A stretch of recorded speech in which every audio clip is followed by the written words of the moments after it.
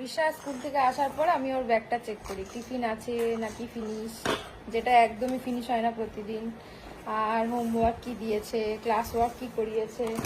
আর আজকে এটার সাথে সাথে একটা সার্টিফিকেট পেয়েছি, রিশা ফার্স্ট হয়েছে। 14th আগস্টে ফ্যান্সি ড্রেস কম্পিটিশন ছিল, সেখানে রিশা ডক্টর সেজেছিল, তোমরা তো দেখেইছো। তো সেটাতে রিশা ফার্স্ট হয়েছে। জানিস কি হয়েছিস তুই?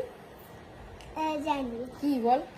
আমি এটা সিক্রেট, আমি বলে দেবো না। আসলে ও জানেই না, তাই জন্য বলবো না। যাই হোক, এইগুলো এখন জানার কথা না, এগুলো এখন জানার কথাও না, না জানলেই হবে। আমরা সেলিব্রেশন করি, তাই তাতেই হবে। ওর মতো আছে, আমারই টেনশন, প্রজেক্ট কিভাবে করব, মানে স্পিচ কি করে রেডি করাবো, সবকিছু আমারই টেনশন। ও বিন্দাস আছে। বাই বাই করে দে।